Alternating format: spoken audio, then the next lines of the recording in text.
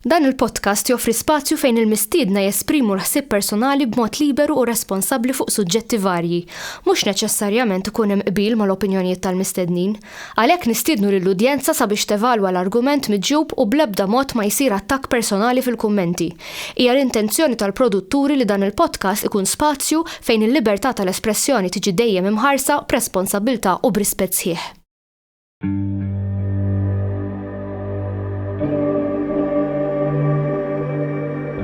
Perhaps we need some outside universal threat to make us recognize this common bound.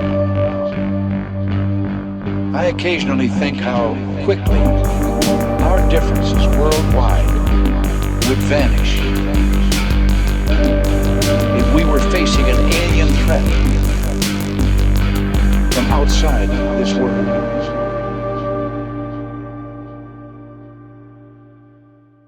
Nilqawkom magħna l-podcast ieħor. Illum ħaniddiskutu Cares Dart u Haunted Art. Ma' Etienne Farrell. Kif inti ġmin? Kollha sew? Tajjeb. X'għamlu llum? Ħaniddiskutu naqra fuq l-arti. Naqra fuq l-arti u fuq il-superstizzjonijiet jew forsi seħtiet jew whatever li hemm x'aqsam magħha.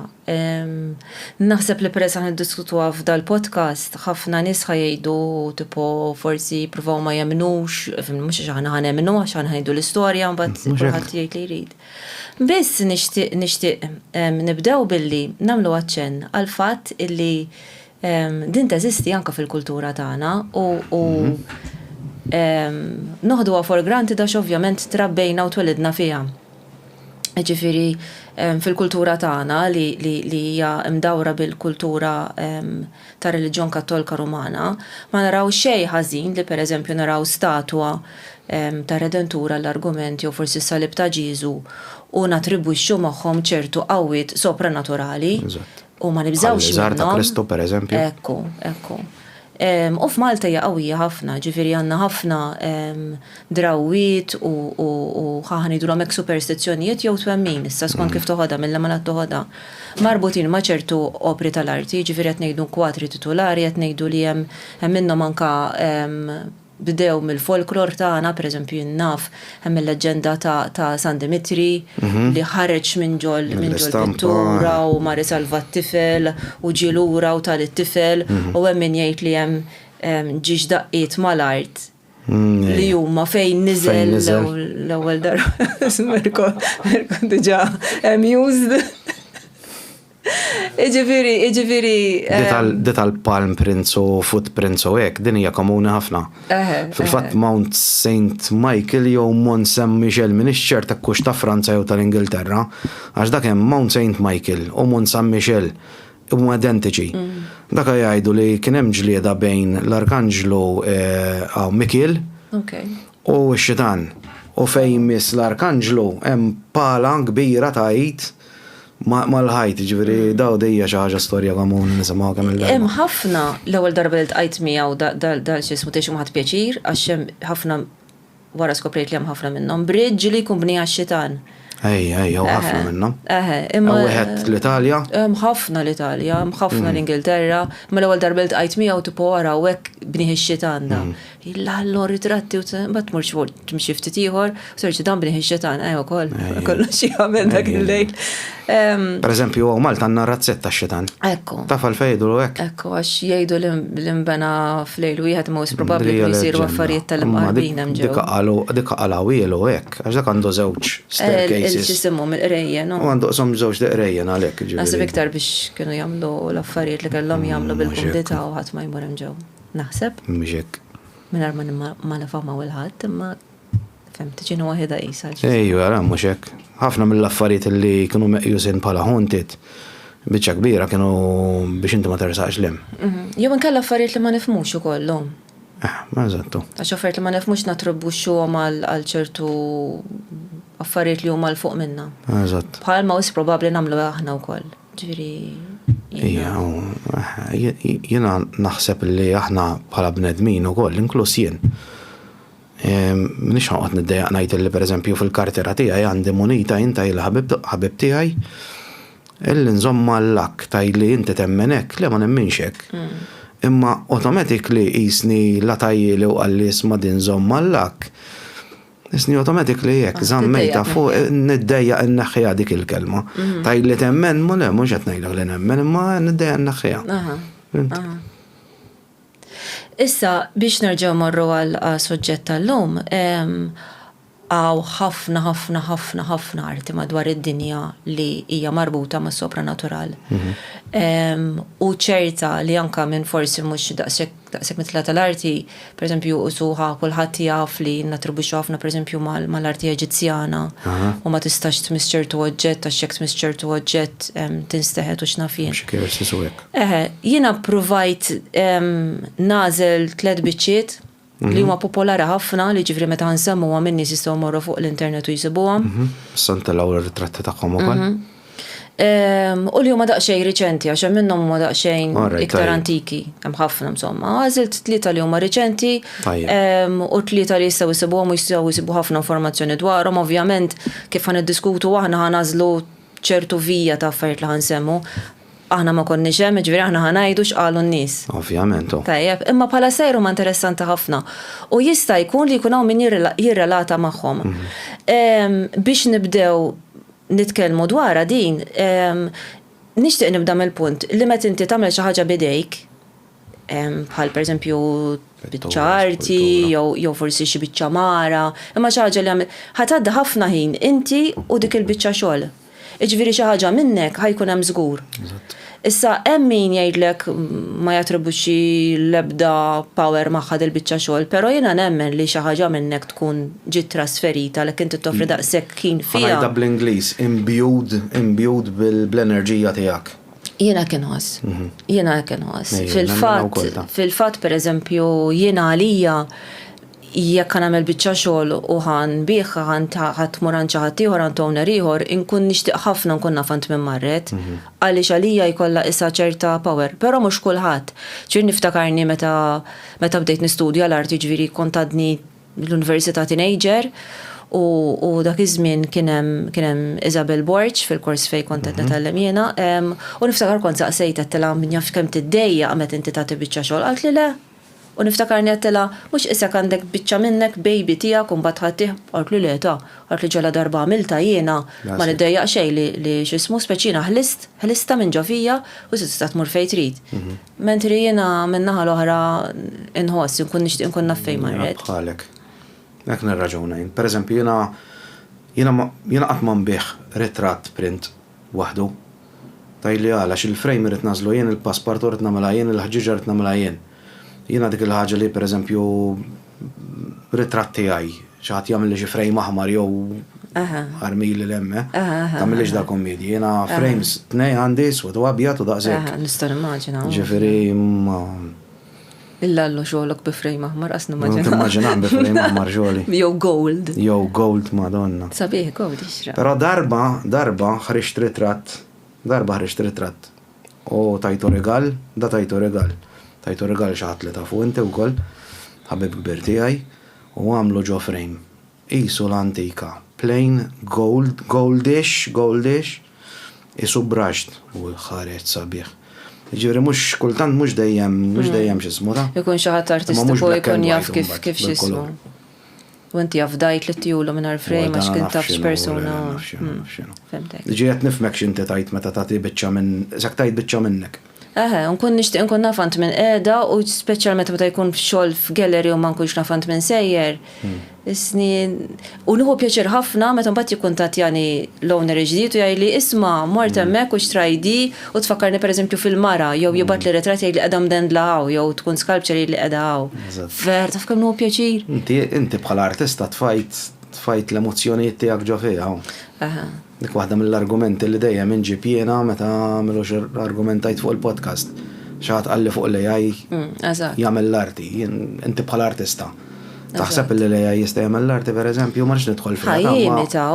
Ħajjimita ħafna għal dak li ħajara l-livell ta' barra, l-biċċa ta' barra ħajjgħidlek ma m'hemmx ruħ fiha, ġifieri tgħidli l-allu ma nibżax li l-AI ħord li xogħli għaliex Min ħaj jixtri xogħol tiegħi, ħaj jixtri Jixtri l-letjen. l-lora tiegħi, eżatt, palma min jixtri xogħol tiegħek, sorry, timx il-mikrofon. No, ma importax. Eżatt, ta' tixtri biċċa minnek, u biċċa mill-esperjenzi tiegħek personali, ġifieri bekk nemmen li ċertu arti tista' tinsteħed ukoll.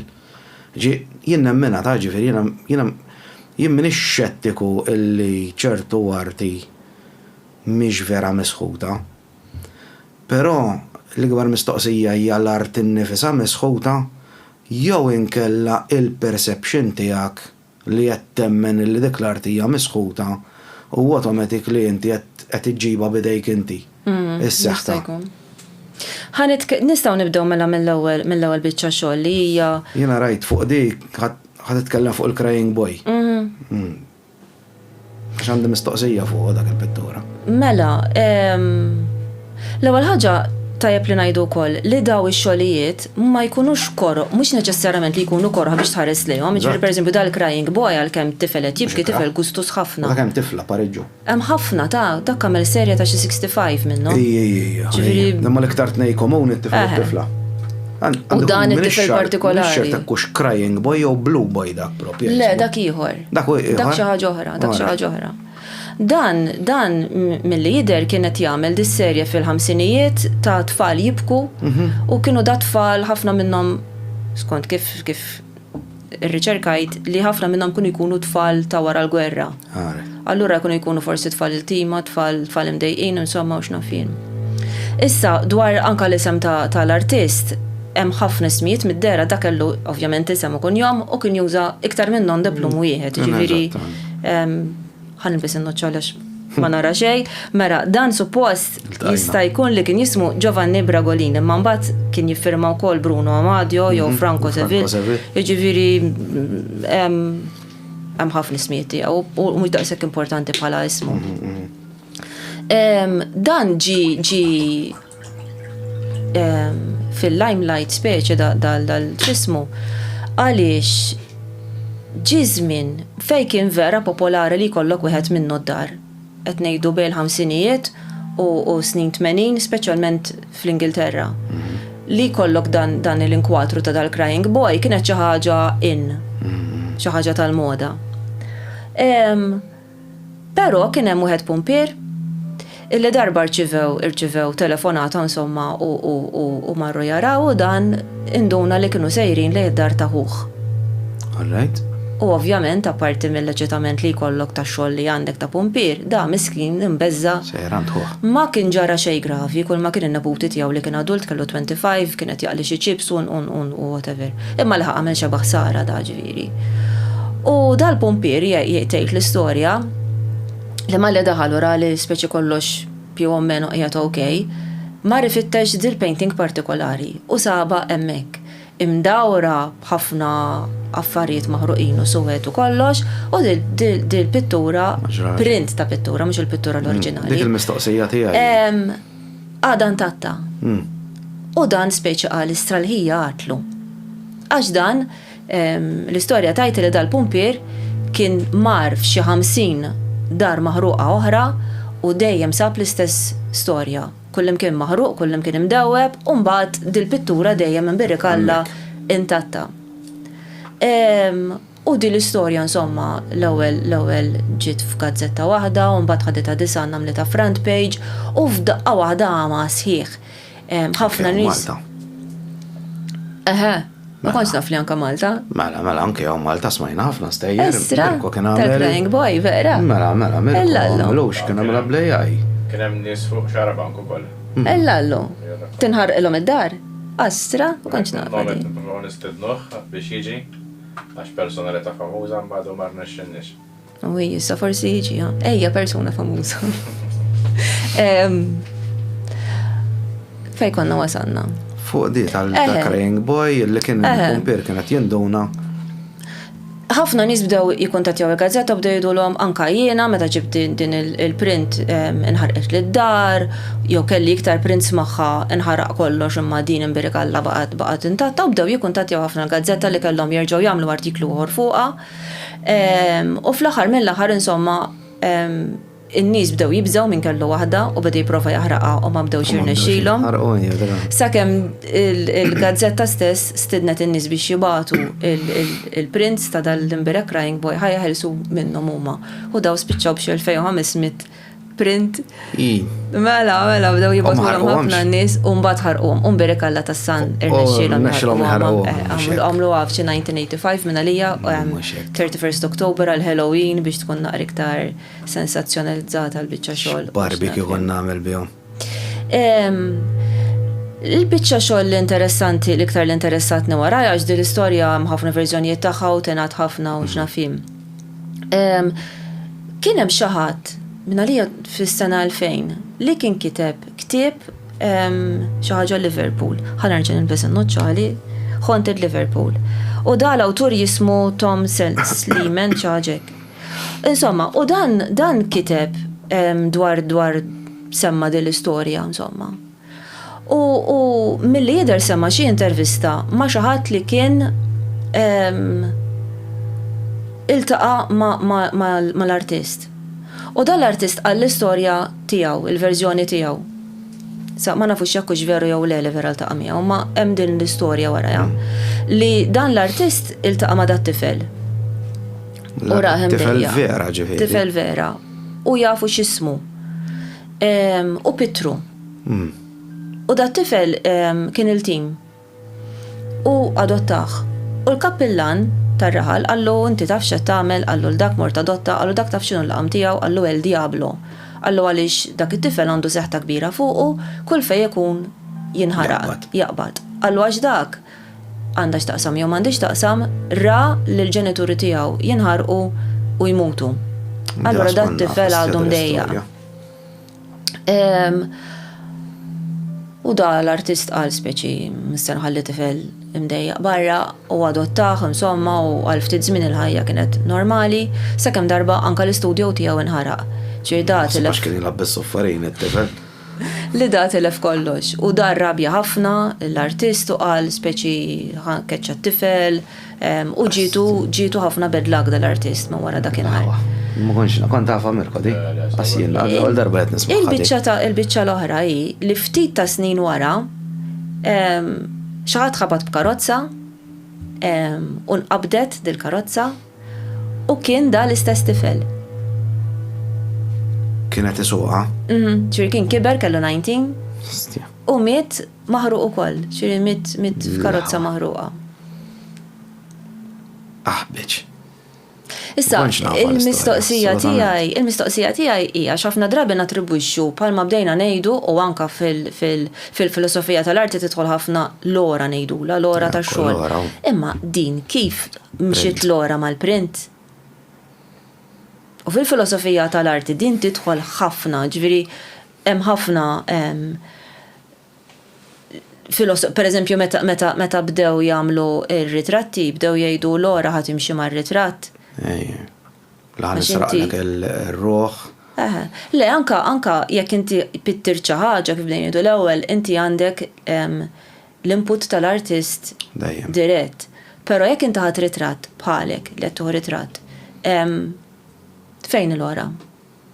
Jekk ħadd tagħmel 10 prints kollha jkollhom l-istess qawwa u l-ewwel print li ħadd tagħmel daqs l-10 print li għamilt.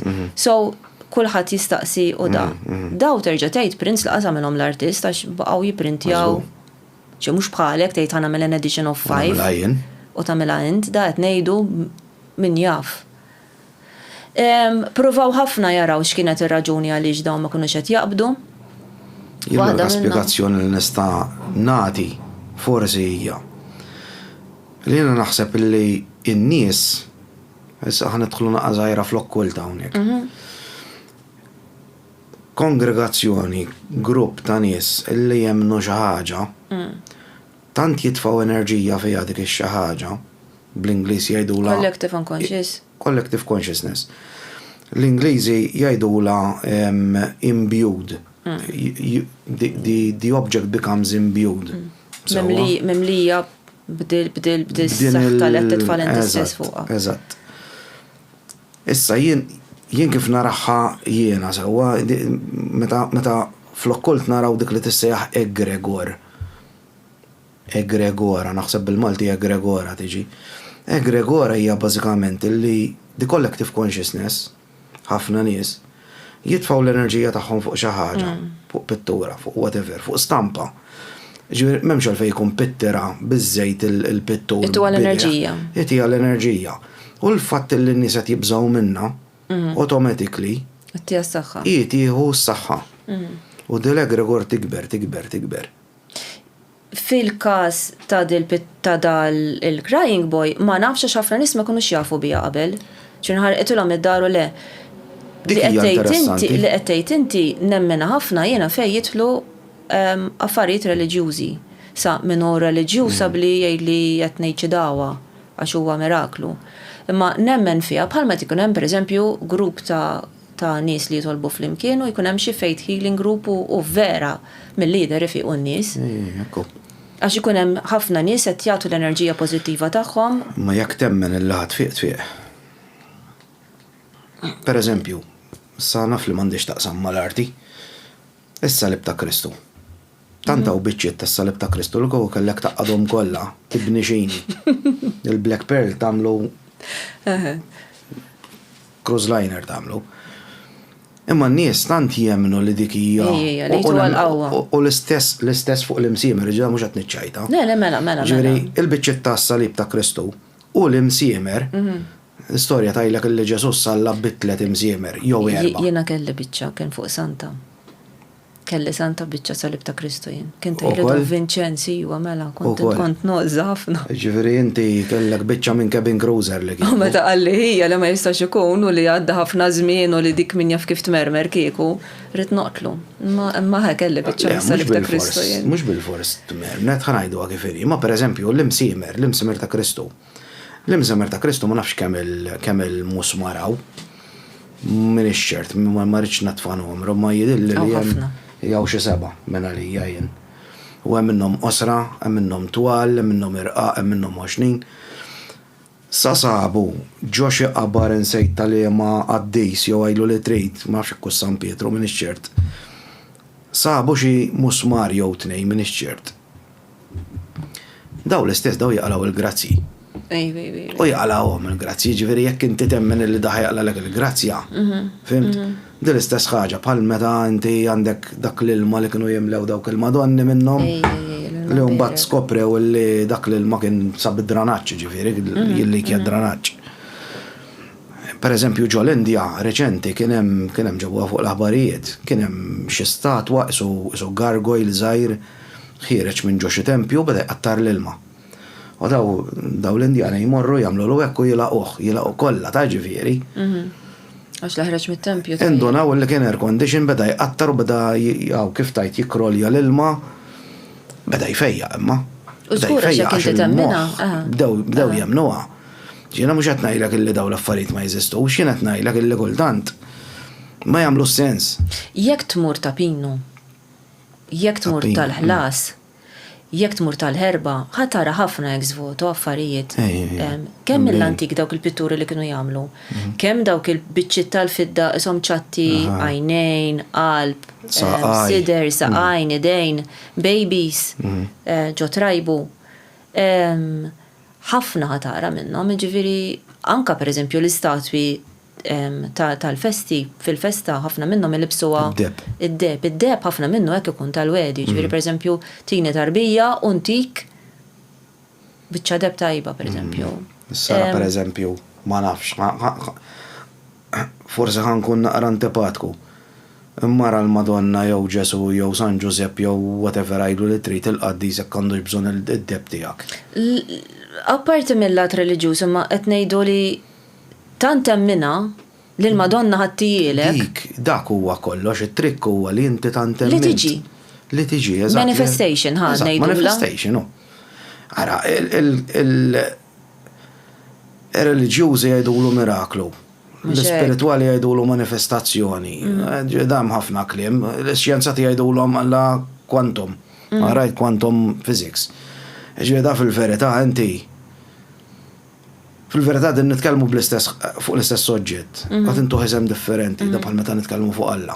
Ekku. Hawn nisejjaħlu l-univers, hawn nisejjaħlu the source, hawn nisejjaħlu the one, jew Jiena irrelevanti jekk tiġi ssejjaħlu Alla, tiġi ssejjaħlu whatever.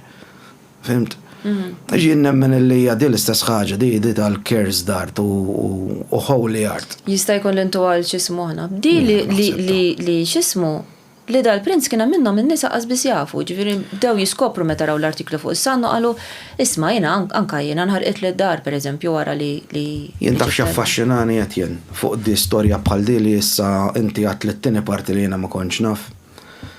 Nemmen li jkun hemm xi ħaġa paranormali fiha dil-istorja kollha. U dejjem ngħidha di li tant huwa assurd il-paranormali u tant fih kombinazzjonijiet li jagħmilhom jidhru bħala kombinazzjonijiet.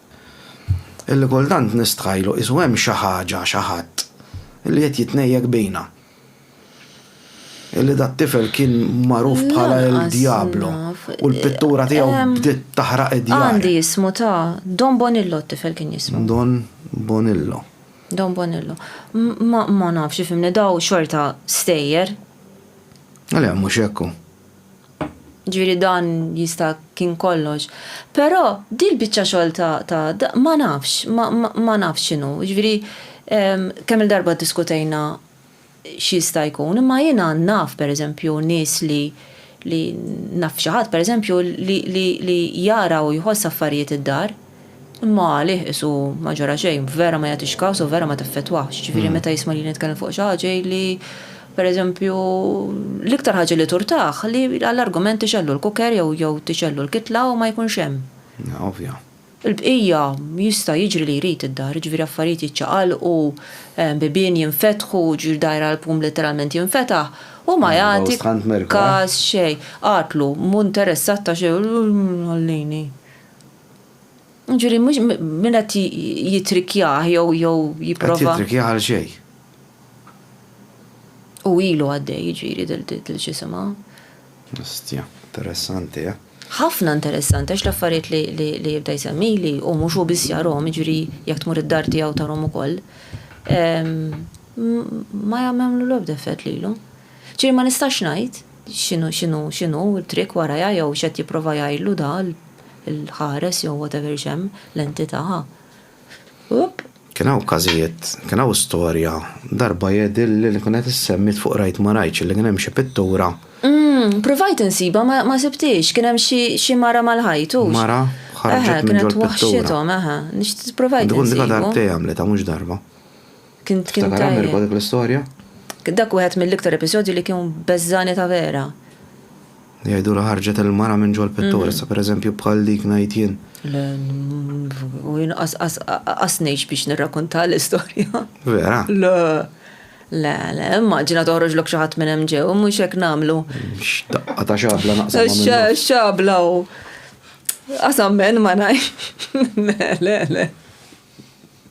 Le, mis-se nikdeb u le, mutu għattak f'qalbi u nibqem. U għal-ħares ma jtinix għattak f'qalbi għax u nibqem maħħa, ma tarax. Nek, għu niprofa nġildila jien. Xixat nġildila, għabli tkun t-sat silma. U nġej bix-xabla li għam. Użgur, inti għaxħabba, għanna nħallijem. Dejlek nixrob. Isma, kom mejta kif ħatarġa toqta l-għanejt jien? Min jaff, forse miex mejda. Ħarġet minn ġolin 4. Forse miex mejda, biex għetna raħħa sinjalli ġaġa materjali. Mux hekk. Ħammorru hemm issa. If it bleeds, it dies. Kemm nixtieq nara kotti għadaqqa ta' sikina u tibqem tgħidlek għandek xi oħra? Gustus, mur ġib li tazza telma. Kollazzjoni kieku għandi. X'namella. Naddu għal-oħra. Mala. Di l-iktar waħda li ddejjaqni. The anguish tiegħu? Le, the hands resist him. All right.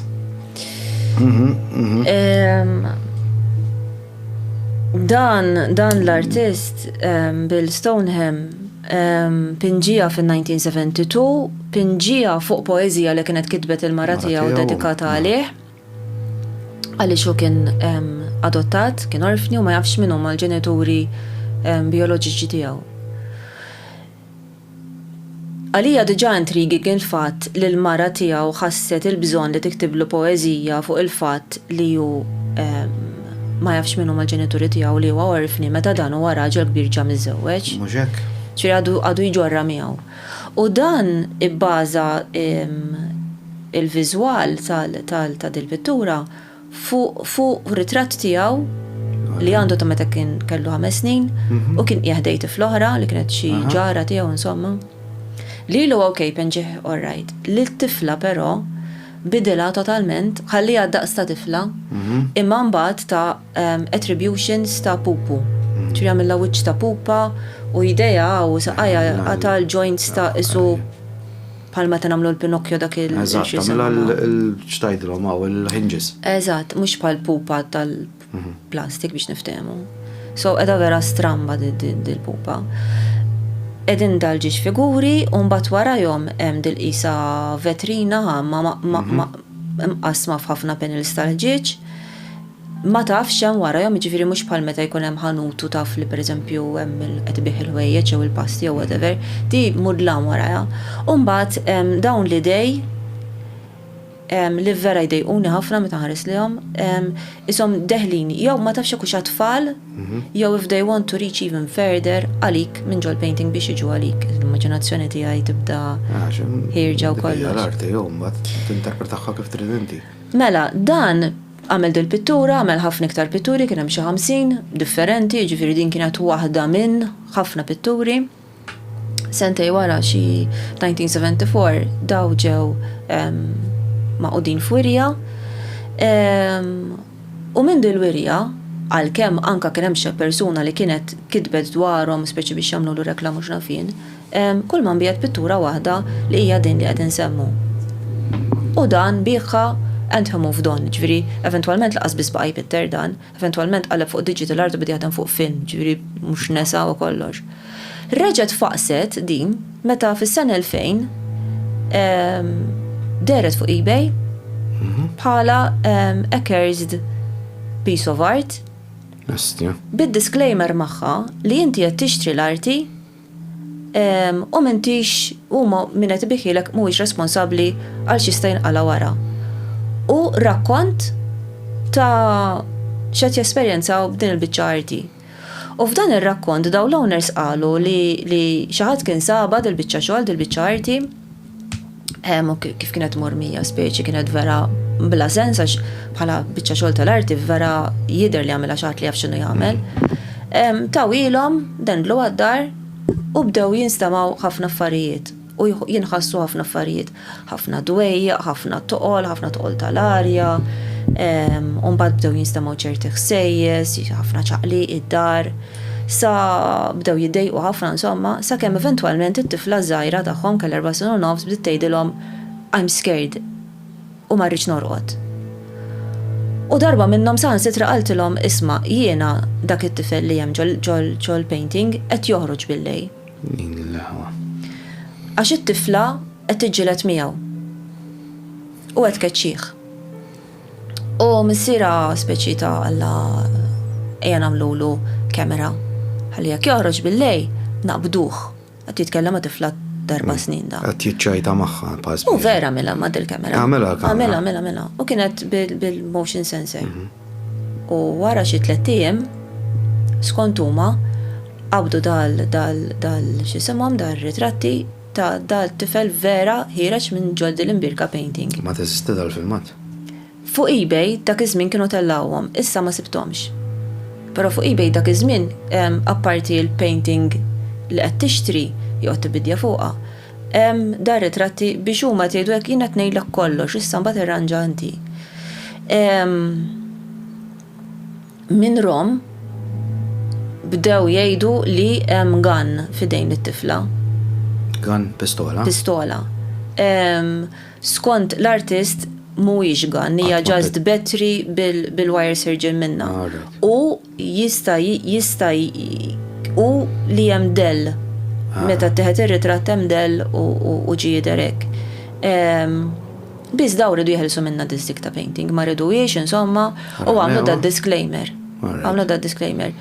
Bdiet xi 100 xi ħaġa dollars u mbagħad fuq l-1000 ġifieri di.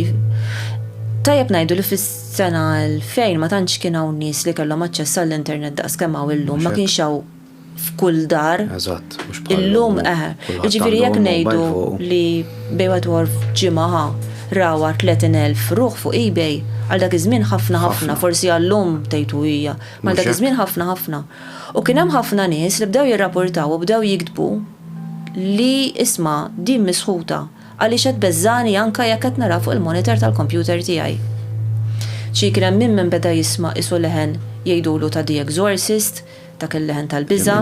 Minn ġol screen tal-kompjuter ġifieri beda. Jisma' l-leħen. Mux neċessarjat ħireċ minn ġol l-screen. Għax qed jara il-painting biss. Ritratt tagħha.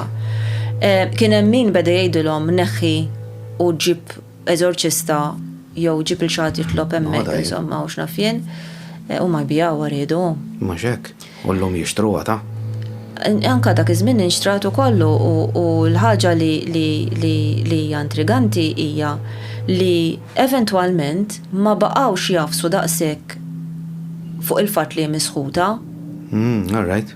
L-owners bdew jerġgħu jiktbu jgħidu isma' dik l-impressjoni tagħna kienet mhux neċessarjament kienet misħuta dil-di, speċi aħna dnilkom issa mbagħad taraw intom. Ġifieri ma baqgħux jafsu daqstant għax kieku vera kienu qegħdin jippruvaw jiffixxjaw biex jaqalaw ħafna iktar flus, kieku kon nibqa' nafas fuq il-ġismu tal-paranormal. Scares dum mhux hekk. Imma huma ma baqgħux jagħmlu hekk, anzi bdew isu min xtra, sa dak iż-żmien ma kienx qed jissemma min kien l-artist li pinġiha, l-enfasi kien iktar fuq il-fatt li misħuta. Min xtra iċċekkjat minnu l-artist u qalet ħafiċċitu qalet ħanibgħat email. U batet email u waslet għand dal-imbierek artist li kien pinġija tpo xi 25 sena qabel. U da ma kien sema xejn fuq il-biċċa xogħol ta' eBay. Saqsitu minnu insomma u hekk. U għalija għalla dik tiegħi għalla speċi x'ġara u bdiet tgħidlu għalla okej, għalla għaltlu xi tfisser għalfejn pinġejta. U ta' deskrizzjoni, ġifieri issa qed nisimgħu minn x'kellu f'moħħu l-artist meta pittera. Li ħelwa xejn, ġifieri l-affarijiet li kellu ġo moħħu ma tantx huma innoċenti ħa ngħidu hekk. Għalih il-ħġieġa li qed tissepara lilu minn whatever x'hemm wara hija dik li qed dak il-vera tin veil bejn ir-realtà u l-ħolm jew xem il-bot minna. U dik il-pupa li hemm ħdejh mhix tifla tipo hija his guide. All right. Jew his companion li qed tieħdu hemmhekk. Ġifieri diġà hemm element sopranatural li l-intenzjoni tiegħu meta kien qed jagħmilha ħanerġgħu niġu għal li bdejt inti. Din hekk l-intenzjoni tiegħu ma kienx ħampenġi tal-fliexkun jew tifel. Di diġà hemm element ta' xi ħaġa oħra li ma nistax nifhem.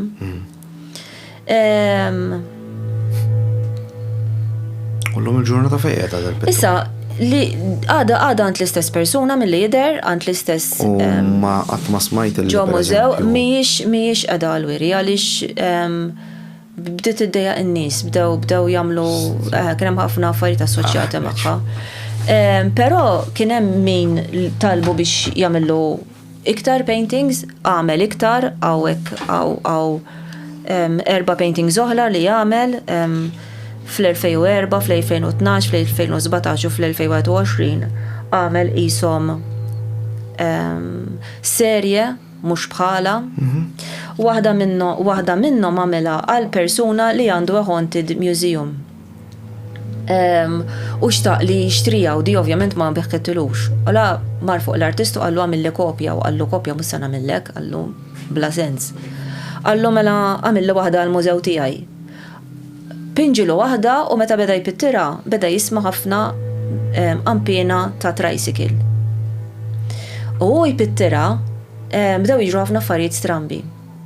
Per eżempju, ra 5 firien ġo l-studio tijaw. Meta kienet ipitter l-art, per eżempju, beda jinduna li fuq l-art tal-studio tijaw bdew jitfaċċaw minn imkien ħafna tbajja strambi ta' liquid li ma kienx qed jużaw ġo l-studio tijaw. Imbagħad eventwalment meta xxipja għal dal-mużew, l-owner tal-mużew beda jisma' Il-qampina? Il-qampina ta' tricycle ġejja. U ma kienx jaf li fil-painting ħajkun hemm tricycle. Il-laħwa. Issa, ovvjament, jista' jkun li daw l-istejjer da qed ngħidu li marret f'mużew li huwa assoċjat mal-affarijiet li huma haunted. Ġifieri di jista' jkun li hija storja vvintata għax da peress li m'għandux il-painting l-oriġinali li hija b'ħafna assoċjazzjonijiet ta' affarijiet tal-biża' jgħidlek isma' jiena issa I commissioned this mela anka tiegħi ta' għandha xi ħaġa, ġifieri ma nistgħux inkunu nafu jekk hux ta' vera jew le. Beċ, interessanti ma di tal-qampina. Issa l-aħħar biċċa dejjem tkunna iktar. Ejja. Tlek lażiltlek tlieta ġismu. Ekket ngħid vera. Mela, l-aħħar waħda li semmejt li inti The Anguished Man darba xi 2019, 2000. Mhix antika ħafna dik. Le mhijiex xejn għamilt xogħol vera jixbu. Vera jixbu. U ma naħsibx li kontrajta din. Ġiri qabel. Vera tixbu. Fakkareli. Tiegħek kif kienet? Tixbaħ ħafna The Anguished Man, anzi tiegħi kienet u għadni niftakarni nagħmilha. Kont taqqabtlu is-sockets ta' jnejh bin-nar. Sa minn ħajsmana u x'ismu msomma xogħol tiegħi ma tantxu fjuri u frifet, ġifieri. Kont taqqabtlu għajnejh u ħalqu. Għax hekk hija ta' għajnejh u ħalqu vera jiġbaħ il dan. Kont taqqabtomlu ġifieri bil-x'ismu bin-nar. U mbagħad meta ġiet tal-framing għax bħalek nħobb pjaċir nifrejmhom jien, kont lajt. Separajtom biex jider jider il-vojt wara. Din The Anguished Man apparti li tider kera. Għala, tider li kera. Sirna nafu bija meta werita neputi ta' min nafu li kienet edha għanda. Ma nafx l-istorja tagħha daj. Mela di oriġinarjament ma nafux minn fejn faċċata qasbis nafu minn għamela, però din kienet għand waħda maranzjana mietet ta' 96 li ħalliet l-naputi tagħha u n-naputi tagħha l-istorja kien jaf li din mhix xi ħaġa sabiħa li ħaddih in-nanna. Għaliex din kienet iżomma fuq fletik u kienet tattija. U kienet tgħidlu l-istorja tagħha. Kienet tgħidlu din inżommuha mottija għaliex jekk nikxfuha jiġru affarijiet korra fid-dar. Din għamilha xi ħadd li maż-żejt ħallat ftit mid-dem tiegħu. U bittira. U wara ikkommetta suwiċidju. U din il-mara kienet tajt li jekk ma tkunx mottija l-pittura tara figura skura, tħoss ħafna dwejja, jiġru ħafna affarijiet korra id-dar u strambi. Allura, jekk tattija kienet tkun safe. Ġast tattija biss u tkun safe. Sanki xi ħaġa bħal dik, pereżempju, jien li tattija u safe. Jiena naraħħa bla sens għax dana ġirdaħem billi għattija.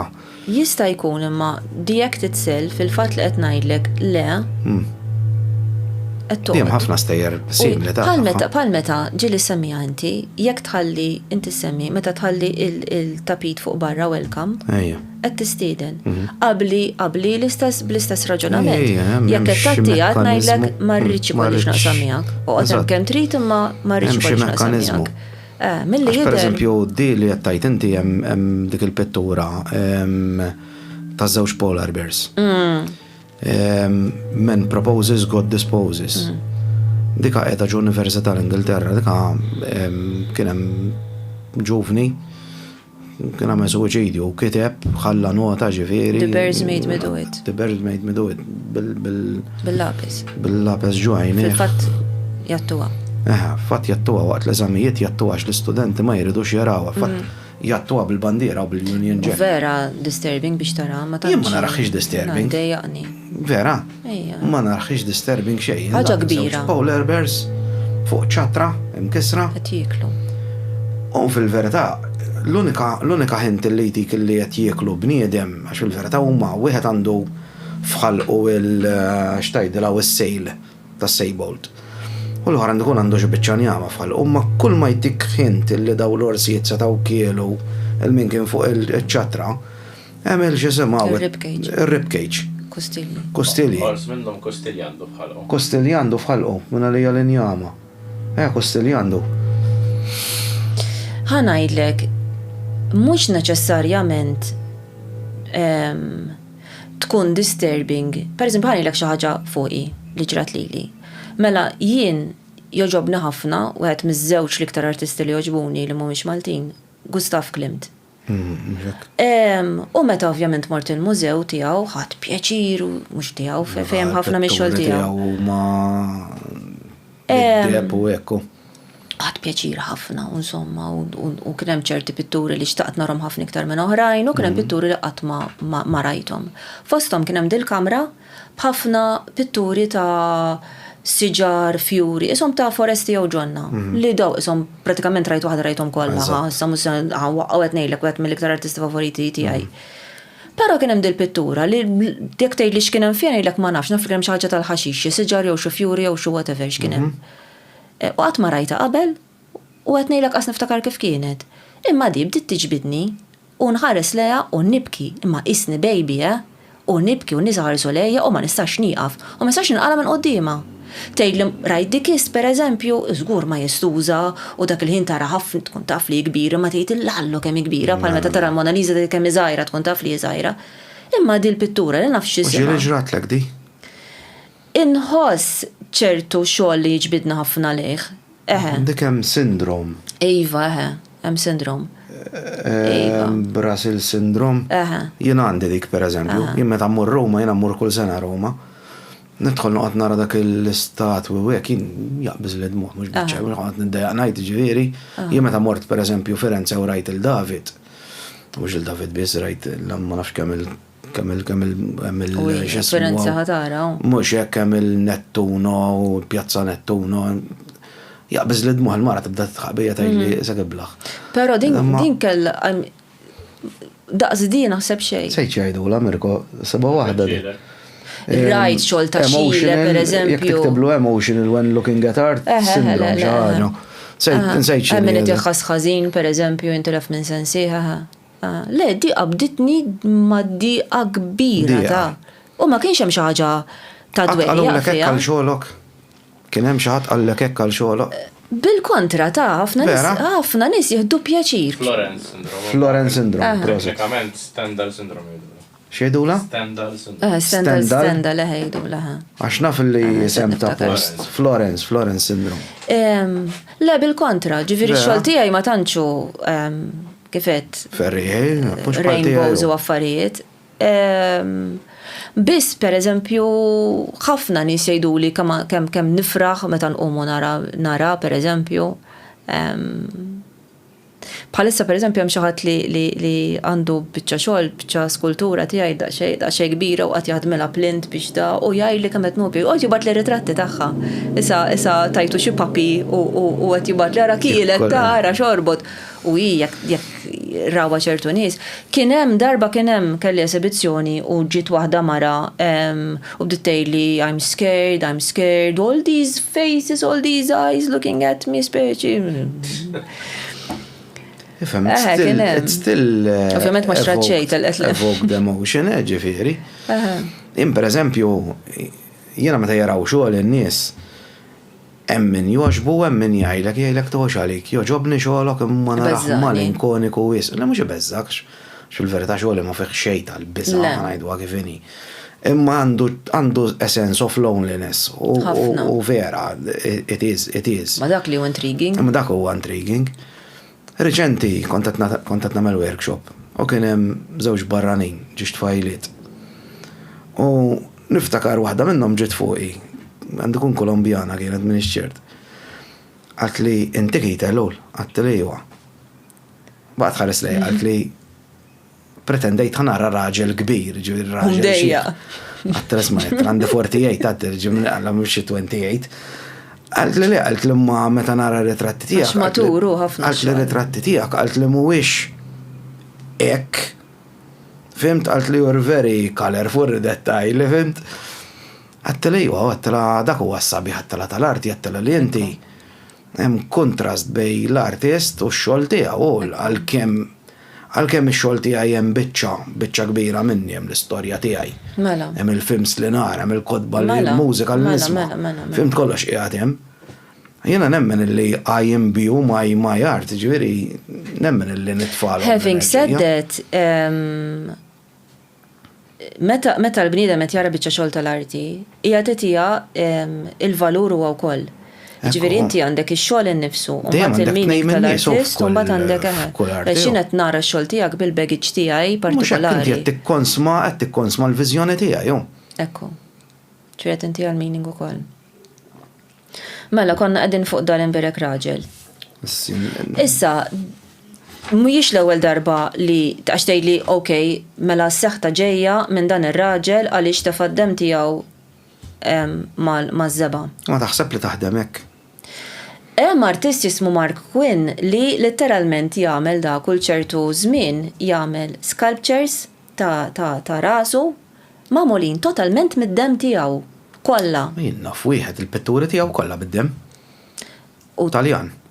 hemm minnhom bil-koko. minnhom Ġifieri minn kollox. Sperma wkoll. Kollox jitfgħu. Wieħed għamel portrait ta' Hitler bl-sperma tiegħu. U bil-period tkun mara ġifieri normali, imma mhix xi ħaġa li ma ssirx, ġifieri jekk dan uża d-dem tiegħu fix-xogħol tiegħu. L-oħrajn għalfej ma ġara xejn. Mhux hekk. U jekk dan forsi l-pittura tiegħu qiegħda daqshekk wiċċ tal-biża', skema u ċuħ tal-biża', ngħidlek anke tiegħi tal-biża' kienet. Jien pereżempju dali qed ngħidlek Maxim Takardi fiċ-ċuħ, pittur bravissimu, artist bravissimu. Da għandu ħafna mill daw id-death metal bands ġifieri. Il-cover huwa kollha jikkommission għandu xogħol tal-blieħ ġifieri. Maxim Takardi, Taljan. Anke l-image tiegħu ġifieri. Partikolari.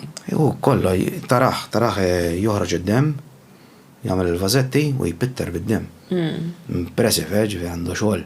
U għandu serje, qabad il-Mickey Mouse. U għamlhom verżjoni horror. Illa. Naħseb, ma nafx imma, naħseb li rajtu, ma nafx. Mbagħad hemm Russu għandi di tiegħu jien. Di. Artist Russu. Dika għamil di u għandi oħra unek tiegħu. L-istess ukoll pinġi ġifieri ħallat id-dem fl-arti tiegħu. Pinġi ħafna demons u hekk ġifieri. Daw hemm ħafna nies li jattribwixxu l-affarijiet koroħ li jiġru mal-fatt li għamel del-biċċa xogħol. Jew xwettaq wara l-estija. Li hu żgur, ma nafx għax dal rajt ma kontx magħhom jiena. Li meta tinkixef del-biċċa xogħol tal-arti jibdew jiġru affarijiet.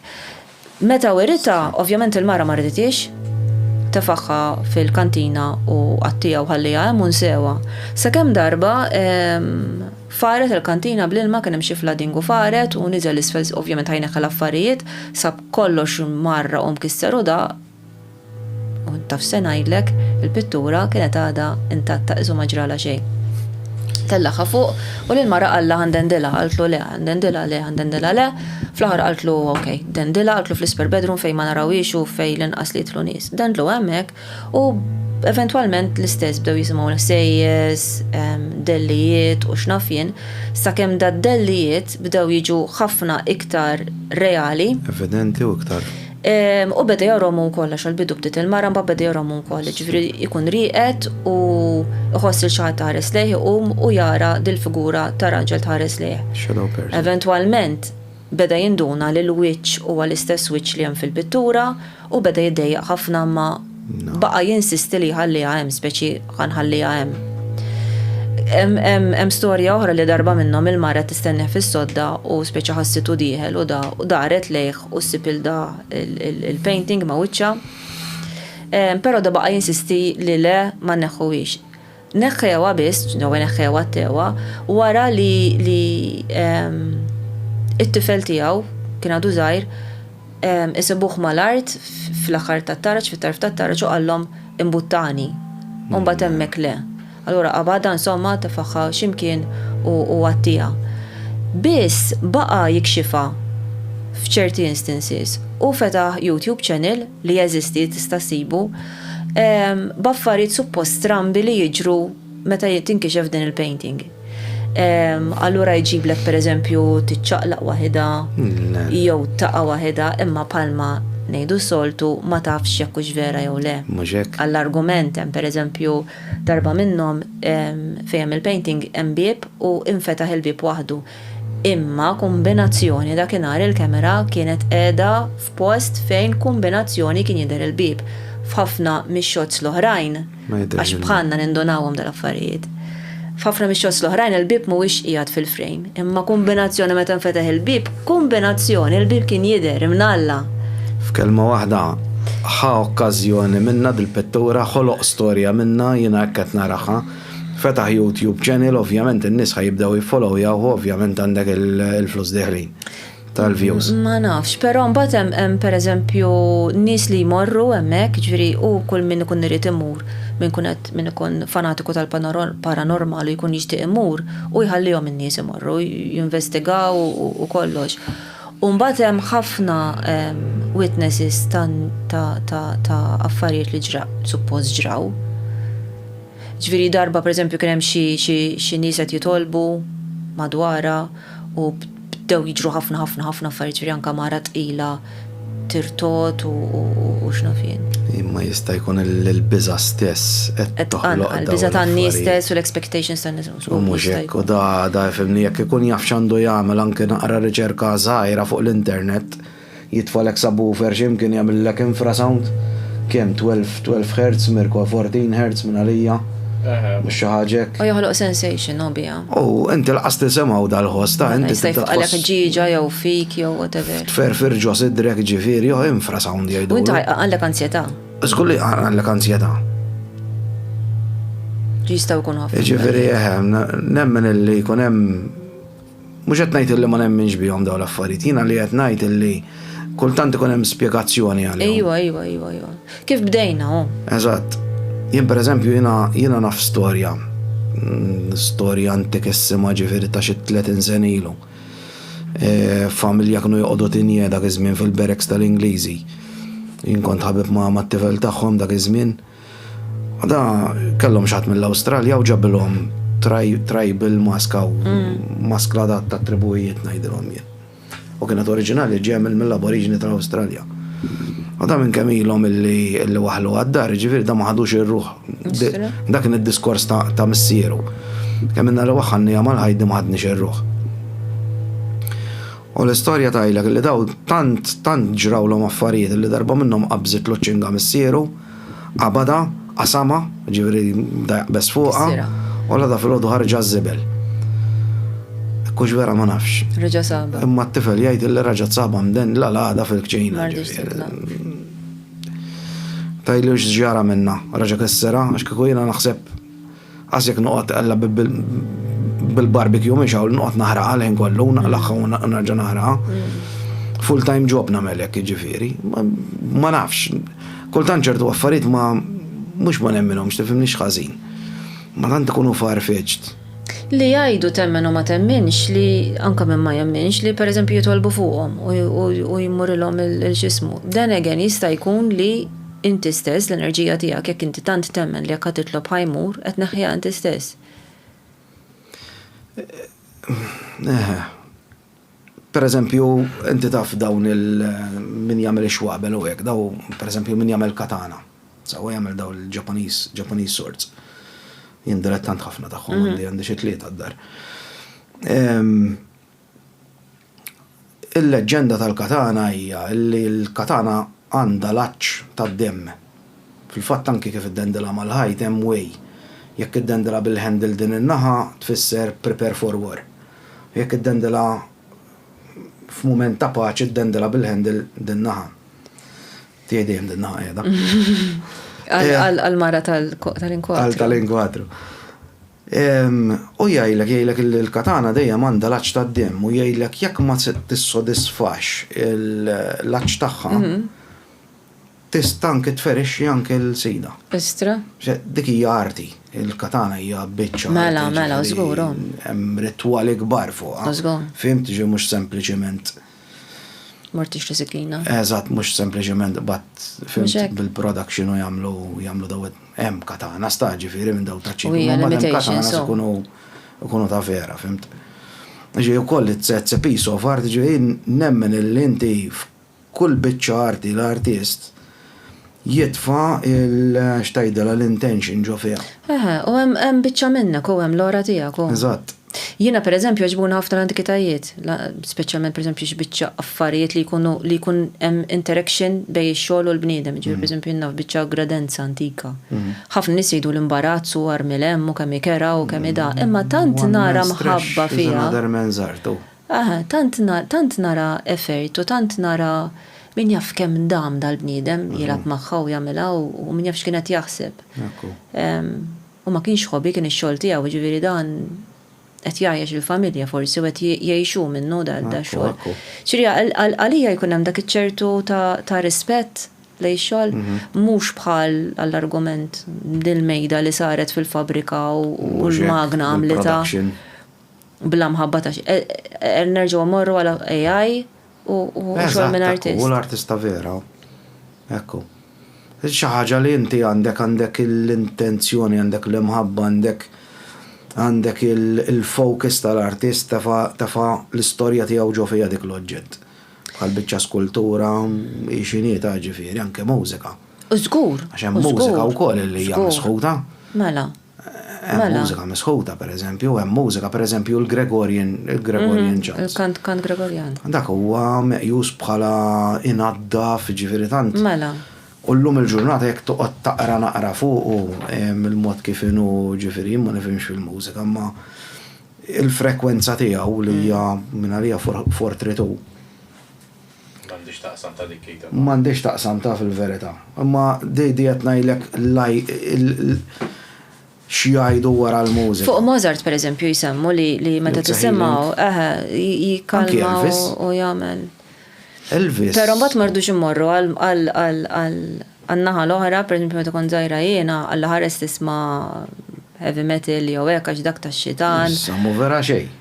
Le, mu vera xejn, l-iktar nies ġwejdin u paċifiċi li naf tgħidli għax tagħmilha magħhom għax inti bħalhom, imma huma nies li jisimgħu. Jien bniedem ħlif heavy metal u rock ma nismax, ġifieri rock heavy metal. U jkollok uġieħ taras jgħidulek dak l-istorbi jinferna u pjaċir. Jien jikkalmani. Anka jien. Jien jikkalmani u mhux għax jikkalmani biss, ġifieri jiena heavy metal jiena xaġa li n-nies għandhom il-perception tal-mużika heavy metal li dejjem negattiva, mu vera xejn.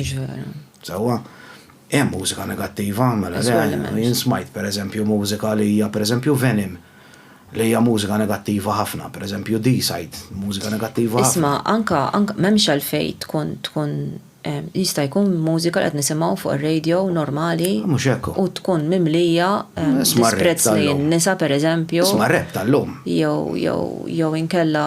Jew Italjani għandhom xi ħaġa jgħidu la trap ma nafx x'inhi. Ma nafx x'inhi da trap. Jax b'rispett kollu, ma kollox huwa mużika, jien dik li ma nistax għalija, kollox huwa mużika, ġu jekk naqbad erba' tibramel jien qed inċekkċekk mużika. Mużika l-istess għall-arti, l-istess għall-fotografija, l-istess għall-kollox. L-istess għall-kollox. Qed jiena dejjem ngħid kelma. Hemm min għandu kamera, hemm min hu fotografer u hemm min hu artist. Ġifieri inti it-tlieta li huma għandhom kamera daw in-nies. Imma dan għandu kamera. Rajt bħalma jiena għandi jien naf. Kelli pjano d-dar ma nafx indoq, u ma minix pjanist, minix mużiċist. Is-sajjar, ma m'intix. Eżatt, taġen għandi. Ma nuża l-air fryer flok. Għax nobot. Xorta mill-li tuża l-air fryer ma jfissirx li inti xef, issa sajjar u probabbli kull-jum. Jien min jaf kemm il-darba jgħidu li jafx kamera għandek. Mura jgħidilhom li jiena ġili ġbit ritratt. Mela. Kaxxa tal-injam toqba qaslen timanda, bit-chop pinhole. Mela. U hija l-iktar kamera tajli kemm iddum semmi għadi. L-iktar kamera l-għandi għal-qalbi, bitxa fucking kamera tal-injam di. Għasi kamera. Mela. Sewa. Xafna nis jattribuċu fuq l-equipment. Tista tagħmel magics bl-equipment imma soddisfazzjon għandek. Ekku. Xafna dak blima li għanti ġbittu. Naf. Jow settings ġbittu. Settings ġbittu. X'interessani mis-setting. Taf kif? Ġiri. Sfortunatament, l-arti kultant naraħħa hija sottovalutata ħafna. Issa tajli jiena l-arti tiegħi hija fotografija, jiena mpinġi wkoll. Missili ma mpinġi snin, imma mpinġi basta swet, black and white. Kolori mhux ma narafhomx, ta' tifhimniex ħażin tax, kolori narafhom. Ma tieħux pjaċir tesprimi ruħek b'dak il-mod. Eżatt, ma nafx. Mhux ma nħoss pjaċir, ma nafx nesprimi ruħi b'dak il-mod. jien nesprimi ruħi naf bix-shadows of 0 to 255. White and black. Imma ejja npoġġuha għal min mhux qed iddoqlu dil-biċċa xogħol ma' diskors li ħafna minna nitkellmu. Għaw min jesprimi ruħu billi jagħmel ħafna tixbiħat. Għaw min jagħmlu isu poeżija iktar u pjaċiri. Għaw min ikantom. Għaw min biex jitkellem ġiex kelmiet u ifhem l-istess, għax inti meta tagħmel l-art qed tikkomunika, l-istess għal kollox qed ngħidu fotografija, qed ngħidu skultura, qed ngħidu kulħadd hija mezz ieħor ta' komunikazzjoni, jiġifieri u titgħallem bħalma aħna tallimna nitkellmu. U ħaġa oħra, mhux bħal meta tgħid inti, mhux kull min jaqbad pinsel jaqbad da u artist. Minix qed ngħid li jiena artista u ħadd ieħor mhuwiex artist. Far from it. Biss bħalma bdejt ngħidlek jien insajjar. L-argumenti żgur minix. Jiena nilbes. AI speċjalment. Anka nies ta' xaw min pereżempju jgħidulek għax sirt photographer, jew sirt artist, jew sirt fashion designer, jew sirt whatever. X'għamlek biex sirtek? Taf kif. L-esperjenza tiegħek qed tpoġġiha hemmhekk fix-xogħol li qed tipproduċi. L-esperjenza kemm ħadd riskju, kemm tikkrea aktar milli tipproduċi għax anke dik il-kelma jiena ma nistax li inti tipproduċi arti, inti ma tipproduċix l-arti. Inti tikkrea. Inti tikkreaha l-arti. U għandna responsabilità kbira ħafna responsabilità għandna. Għax il-għadu anke kif nitkellmu. Ija, pero taf xiex ma natux importanza għas fl-edukazzjoni tagħha, ġifieri ma niddejjaq xejn li jiġu nissaqsuni dwar l-arti tiegħi. Però deep down nħossa jekk ġatu qed jgħid li ma dix kellek f'moħħok u dix tfisser u da. Kemm il-darba nisimgħu biċċa mużika u ngħid dix irid ifisser. Ejja. Toġbok anqlitek moġbitikx ma nqlitikx bqajt għaddej, imma le isna fl-arti viżwali x'kellek f'moħħok, xi trid tesprimi. Jiena qed nagħmilek qed impoġġilek invit biex inti tinterpretaħħa kif tixtieq. Jekk ma ħassejt xejn għaddej. Mhux problema, għal xejn problema onestament. U din ngħidha kemm il-darba ġifieri anke waqt exhibition għatta kemm il-darba jiena ma nippretendix li kull min jidħol minn ġu dak il-bieb jittoġbu l-arti tiegħi. Anzi jiena rrid illi jkun hemm min jgħid li l-alla x'pasta żata. Onesta. Jiena hekk nippretendi. Jien kien hemm nies pereżempju li jien s'issa għamilt żewġ solos exhibitions għax fimni l-fotografija jiddi. Issa waqafna qaranti. Waqaft tesibixxi. Nesibixxi li sentej issa, li sentej. Wasal tal-oħra s-sena. Mhux hekk. Hemm ovvjament il-fotografija hi differenti Etienne. Inti you need a blank canvas. Inti.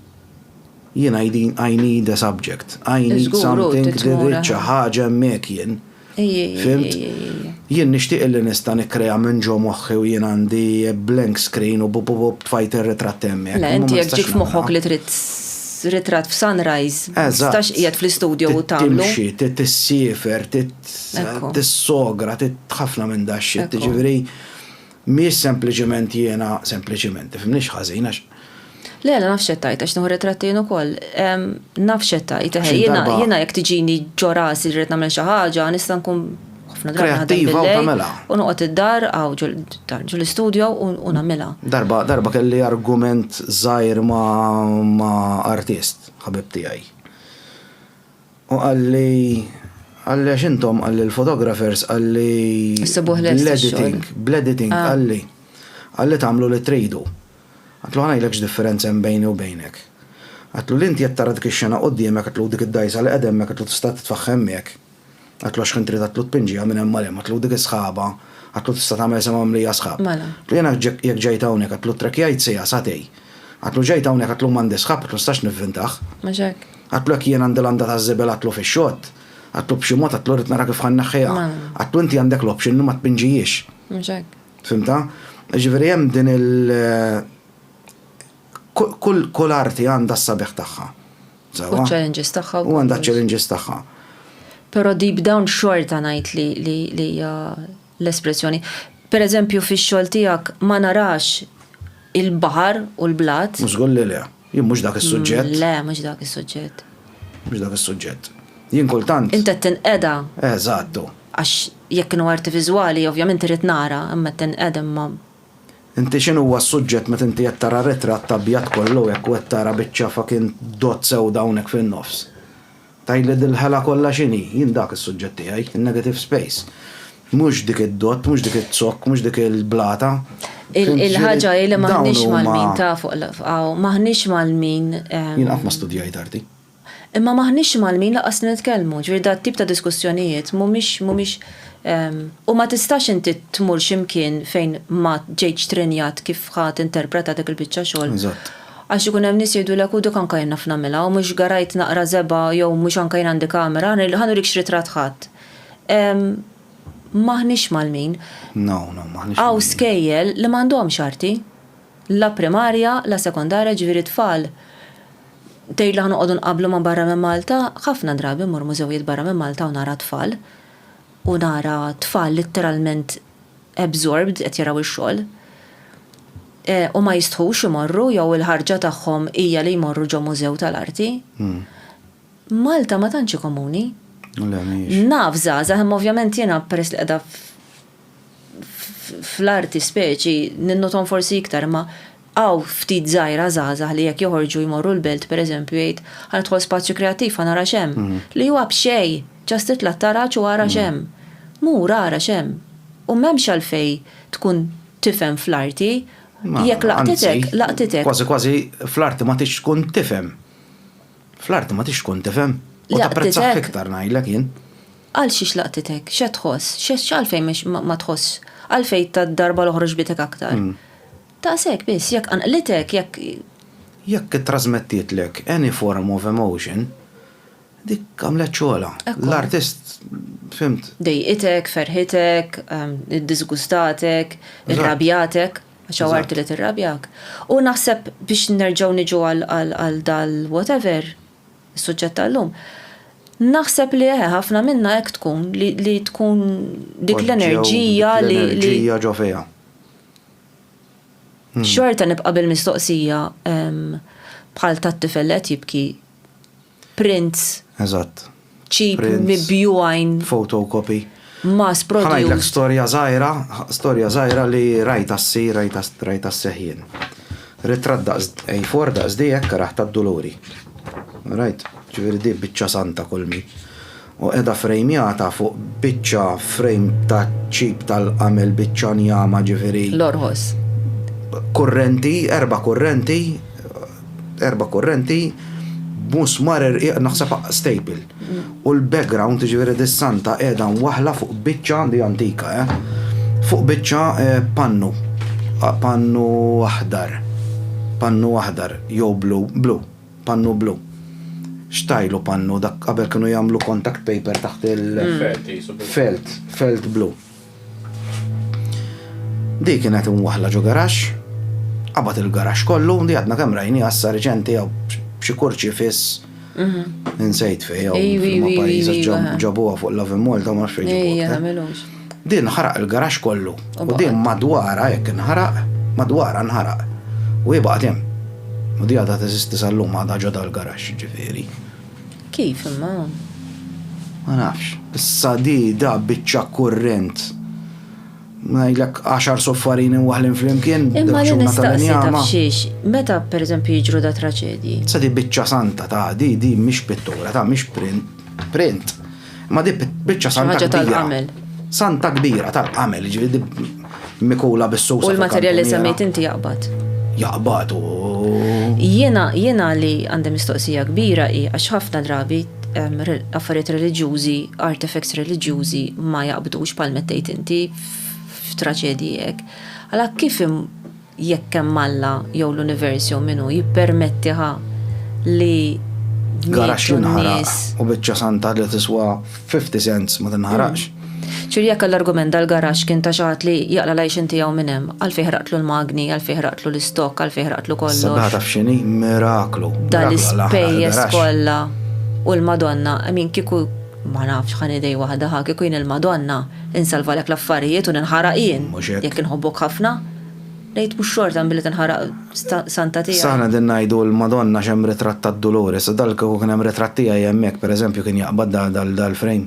Fimġiet ngħidlek. Ma kieku kien hemm ritratt tiegħek mhux qed tgħid l-istorja bħalissa. Eżatt, kieku hemm ritratt tiegħi mhux qed ngħid l-istorja. dik interessanti li qed Mirko. Jekk ma jinħaraqx ukoll. We're targeting. Imma jekk ma jinħaraqx iva tgħid għalfejn ma nħaraqx ritratt ta' Kid. Imma m'għandix il-faxxinu ta' storja. Eżatt, għax hija d-dolori. Għax Kate n-żoppja. Ngħiduha bejnietna aħna tlieta Ma tkunx fl-aħbarijiet. mhux hekk. Inti tafa. Kienet fuq l-aħbarijiet għax semmejna. Ta' kurċifissu. Storm Harry kisser labsi kollu man niċċale. Kienet fakin fuq l-aħbarijiet. Mela. Kisser kull memma x'biċċa niċċa. Mela. Ma kissiriex dak il-miraklu. Ma nistax nifhimhom dal-affarijiet jien. Ma nifhimhom xoqqas jiena. U nistaqsi tax bil-moħżar tiegħi ma nistax nifhimhom dal-affarijiet kif. Xaħat trid jgħaddi messaġġ, huwa element trickster, huwa vera miraklu, għax jekk kien huwa miraklu jien ma nistax nifhmu li huwa miraklu, jien ma ninterpretax bħala miraklu. Ma x'qed tgħidli li l-affarijiet materjali jiġu jmorru tissalva ruħek? Meta ħanajlek ħaġa oħra jien. Meta fil-Bibja miktub biex inti ma tagħmilx effigies, ma tagħmilx statwi ta' nies, ta' qaddisin, ta' allat, ta' whatever. Fil-fatt ħafna reliġjonijiet, anke dik kristjana, anke reliġjon kristjana, evanġelika ma jippermettux li jagħmlu effigies. Anka. U taf għalfejn hu? Għax mhux supposta meġbija Alla. Ma mhux taf għalfejn? Għax inkella kun hemm biċċa minnu hemm. Anke fl-okkult jgħidlek l-ispirtu ħażin jippossessa ruħu minn ġbija umana. Anke jekk hija not animated, kif tajda? Inanimate. Fil-fatt il-Lot kellhom dik l-istorja tal-golem, ma nafx hekk ma jitbiha. Ideally. Kien jagħmel golem tat-tafal u kien jitfalu l-nifs ta' Alla ġo fih u jieħu l-ħajja u jipproteġih minn. Li kont se ngħidlek li matul l-istorja tal-arti ħafna mill-istorja li nsemmu aħna n-nies ta' din-naħa tad-dinja nibdew mill-Eġizzjan u mbagħad imorru għall-Grik u mbagħad imorru għar-Ruman u mbagħad issu kien hemm downfall għax in-nies kombinazzjoni ma baqgħux jafu jpinġu realistiku u laqas jagħmlu skultura u mbagħad fir-Rinaxximent imbirika l-erġajna sarna bravi. Imma li ġara f'dak il-perjodu kien li kienu qed jagħtu iktar każ għal li qed tgħid inti. Eżatt. Ekku. U mbagħad fir-Rinaxximent iċ-ċentru tal-ħajja reġa' sar il-bniedem. Ekku. Mhux. Ekku. Ma nafx hekk tafx bih. Hemm pittura kwadru kbir sabiħ ta' kurċifis. Ma nafx isimha l-kappella, ma ħanajdilkom fejn qiegħda, di qiegħda l-belt. Qiegħda l-belt ħdejn Kastilja saftit ta' żmien ilu kienu jagħmlu l-quddies bil-Latin fiha. Li tiġi. Dawk it-tnejn ta' faċ ta' xulxin. Eżatt. Jiena Waħda tal-Kavallieri u l-Orda Santa Katerina d'Italja. Waħda minnhom qiegħda din-naħa ta' Kastilja. Mela ta' Santa Katerina d'Italja. M'għandix idea. Dik hemmhekk hemm kwadru kbir sabiħ ta' kurċifis kbir. Asna flema. Ġesu bla wiċċ iswed. Vera. Tafix il-leġenda tiegħu? Le. Ta' jgħidu li Pittera xitan innifsu. Ullallo. U ma kellux il-bajt ipinġi u wiċċ Kristu. Naqra l-isfel u kolem il-kurċifis mirakolusi. Żguru. Pittura sabiħa. Ta' Ġiżu. Tara żgur rajtu għax. Dik sarma barra tisfel. Ija. Għax impressive Għalet li jarti dik. Alla jena Caravaggio ma dik arti. Ifimni, tista' tgħidilha arti kemm trid, mhix problema għalija, just sa di opinjoni personali tiegħi, jekk inkun għaddejja mill-belt ma rridx nara speċjalment post pubbliku. Jekk nkun qed nikol pereżempju. Jiena minix. Jew inkella bdejt nara kollox imwaħħal mal-pum, mbagħad imur jien ħammis mal-pum fej jiena minix nisrani, minix kattoliku, minix kristjan minn xejn, u rajdi m'għandix reliġjon. Imma nirrispetta kull tip, kull forma ta' reliġjon, jiena jekk jiġini aboriġni, u rajtu jurini skużi ħarja, u jgħid din adoraw aħna wkoll ma ngħidux dik ħarja, u rajtu ukoll nipprova ninżel arkub tajja qudiema, u nġib rispett lejn dak li hemm minn ħadd ieħor. Ġiena daw l-affarijiet bir-rispett kollu ma naċċettahomx. Hemm postijiet fejn tista' tmuru. Mur għamel li trid hu, Gentlemen's Club mela Ekku.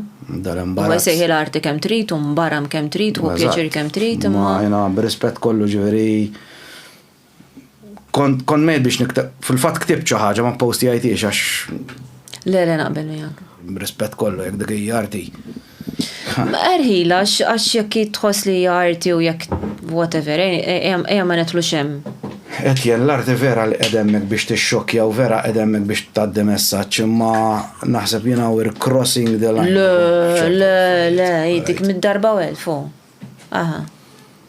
Ma naħux pjaċir inkun ximkien u tbella li ġaħġa bil-fors irrit nara bil-fors. Li dikija l-arti tija, xillum nista' inti tafa l-istoria ta' The Artist Shit, ta' dak Kakka d-artista. Eżatt. Ġolbot. Dakka ħara ġolbot, bottiljaħ, missieru kellu fabrika ta' tadam vera ta' di. U beda jiffirmom, beda jbijaw bħala Artist Shit, u n-nis bdew jaħsbu li mux vera kien fi. Ma vera. U jgħidak il-grams li fiħu kol. Bizmin vera ta' bizmin beda jissaddat il-bot u beda jillikja. Vera, Artist Shit. Kakka d-artista, mena. Jena ħanajlek fejta ġobni l-arti. Marcel Duchamp, rajt, il-pixxatura. Da sab letrina, biċċa pixxatura daqsek, mar jiffirmaħ ar mat, M-U-T-T. Ġaqas il-firma tijaw. Non-deplum. Non-deplum. U dik għamela biex jitnejjak bin-nies.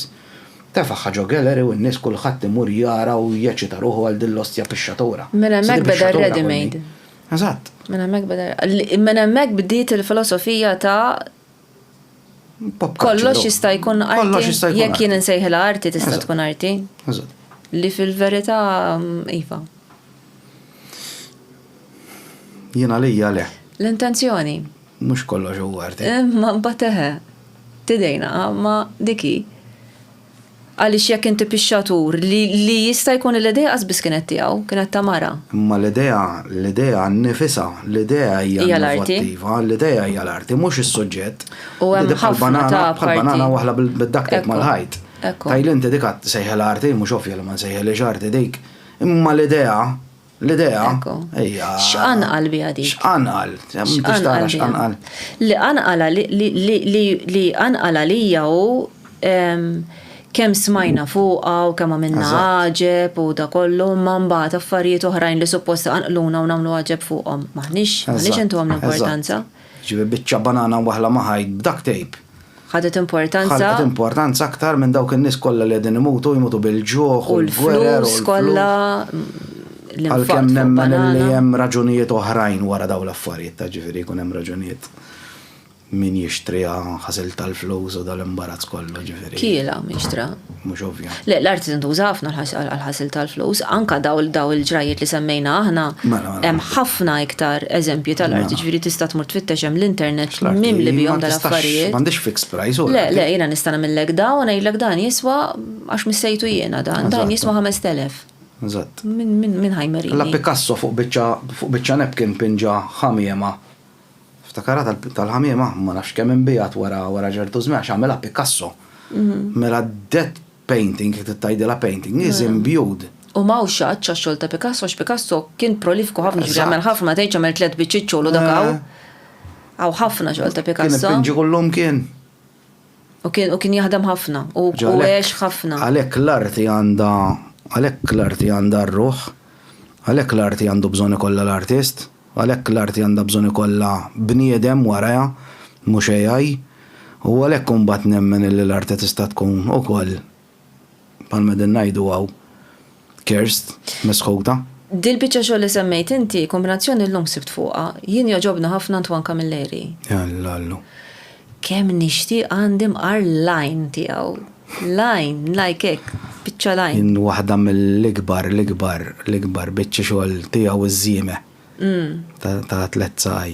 Le, dakka Austin Camilleri. Ta' Austin, għandek raġun. Ta' Austin, dak jogħġobna. Le, Antoine Camilleri. Antoine Camilleri, għarajt. X'kien xieħu u ħallina. Jien Austin ħafna. Ħafna jogħġobna. Le, Austin għadu ħaj. Le, naf. Millux għadni kemm mort nara il-żiemel, ma nafx ismu, ma dak li hemm fuq il-ġismu. Il-ġimgħa munna raħ narġa' ġemmek ankun.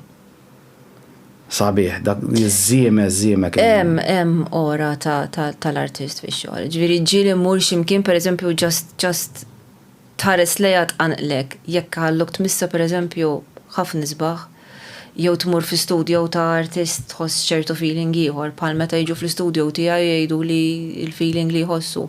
U nemminhom għaliex kollha l-istess feeling jgħidu u tgħid tistjamela vera. U naħseb li tkun għax darba kemm xi ħadd qal li ma dal-feeling għaw għatrox naħseb hawn jien multiplied by kemm hawn xogħol hawn ġew u l-passjoni kollha li titfa' dak il-ħin sal-istudio tiegħi vera żgħir daqsaw naħseb fih. Il-passjoni li jkun hemm ġew dik mhux fl-arti bista, f'kull ħaġa li tkun qed tagħmel, meta titfa' ħafna mħabba fih ġista tkun ġestet issejjer plat brodu għall-familja. Naħseb meta titfa' ħafna minnek ġo fih. Kollu isu ħajja għalih. Ġifieri ma noħodha xejn bi kbira li din l-artija jew miskuta jew imbirka jew xembat hemm arti li ġib ħafna good luck pereżempju. Hemm stejjer ukoll għax aħna dejjem fuq il-negattiv affarijiet li ġabu koroħ. Imma stajt istradissa tiġini frasi li stajt daħħalt fihom f'daw l-eżempji xi ħaġa li hija sopranatural imma li ġabet affarijiet sbieħ. Ġabet waħda jien. Semmili. Tara li Ma ħansemmi waħda partikolari hija forsi jarrestawni ta' Heritage Malta. Ir-Roman Villa statwa ta' Alla Romana mara. Oġġib il-lak, jek tmur ta' naqa jena naqta. Postas, mus suppost. Ħallewni. Edha ġifiri. Mela, dammur naqta biljet ta' Roman Villa. Sa' kull ħadd jimur jaqta biljet ta' Roman Villa u jannaq l-istatwi kollha. Ħalli żgur ikunu sabuha. Ejdu l-ġib il-lak. Vera? Right. Nemmen illi jekk inti temmen, speċjalment jekk inti temmen, nemmen illi taffetwak. Bħal meta inti jkollok lucky charm. L-enerġija tal-bniedem tgħaddi minn ġol affarijiet, żgur. U ħanerġa' nsemmilek li għadna l-aħħar darba. M'għandix dubju. Meta tajt għaliex li ħirsa jidru bil-ħwejjeġ, naħseb dik l-enerġija li tkun f'dak il-ħwejjeġ. U mhux neċessarjament ħwejjeġ li jkunu ndifnu bihom, jistgħu jkunu ħwejjeġ l-iktar flok li joġobnu tgħid rajt il-letjen bil-flok tal-Hello Kitty ha. Immaġinani bil-flok ta' Hello Kitty li. Inti b'xi made inti. Ġovja. Jien darba sajan natlu, għatlu jek xi darba għatlu immut, għatlu nidillek, għatlu tara nebxiġlek kon gravata, għatlu dak trickster. Għatlu dak mux jien. Imma it's probably kun aqli bizzejiet li l-best flok tal-maiden. Novja. Et jien proset. Proset intom. Thank you ħafna. U proset tal-arti wkoll. Għax kont għadni ma rajtix live. Mux jien tamil ta' immaġina. Xol kokeru. Mekkem il-firma. Fejn, ejju għamara, il-firma. ħafna ħana. Ne, sabiħa ħafna. Proset bin, thank you. Grazzi jentom. Grazzi, narawkom darbohra.